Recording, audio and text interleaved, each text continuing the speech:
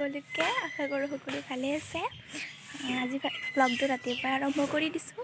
আজি যিহেতুকে আমতি, মানে আমাৰ ইয়াত আমতি বুলিয়ে কওঁ, তাৰ বাবে ব্লগটো আৰম্ভ কৰিছোঁ এতিয়া। ব্লগটোত আমি আমতি কেনেকৈ পালন কৰোঁ বা কি কৰোঁ আপোনালোকক সকলোখিনি দেখুৱাম। তো ভিডিঅ'টো স্কিপ নকৰাকৈ শেষলৈকে চাই থাকক। এতিয়া অকণমান কাম কৰি লওঁ, আজি যিহেতুকে বহুত কাম থাকে, চ' আপোনালোকে চাই থাকক। এইখিনি চকীখিনি দেখিছেনে? এইখিনি মানে মায়ে মোক ধুবলৈ কৈছে।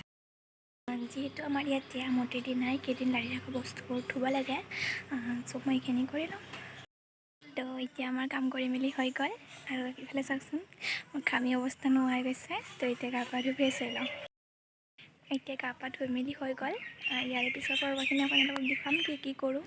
চ' ভিডিঅ'টো শেষলৈকে চাই থাকক। এয়া মই ফল লৈ লৈছোঁ, যিহেতুকে আজি ফল খাব লাগে। এয়া লৈছোঁ প্লাম, এয়া আনাৰস, এয়া তিয়হ, এয়া আম, আৰু এয়া লিটু।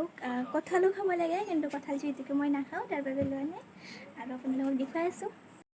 চেঙা জেগা বিচাৰি ইয়াৰে গছৰ তলত আহি গ'লোঁ। ইয়াতে ধুনীয়া বতাহ আহি থাকে, ইয়াতে বহি এইখিনি খাই লওঁ। তাৰপিছত কি কৰোঁ আপোনালোকক গোটেইখিনি দেখুৱাই থাকিম। এয়া মই ৰুটি ঘুগুনি লৈ লৈছোঁ, যিহেতুকে আজি আমাৰ ইয়াতে দুপৰীয়া ভাত খাব নাপায়, ৰাতিয়ে খাব পাৰে। তাৰ বাবে এইখিনি খাই লওঁ। এতিয়া আমাৰ খাই মেলি হৈ গ'ল। এতিয়া গৰমৰ কাৰণে অকণমান ৰাস্তাৰ ফালে ওলাই আহিছোঁ। চ' আজিলৈ ভিডিঅ'টো এইখিনিয়ে আছিলে, কেনেকুৱা পালে জনাব। আৰু আজিলৈ আহিছোঁ, বাই।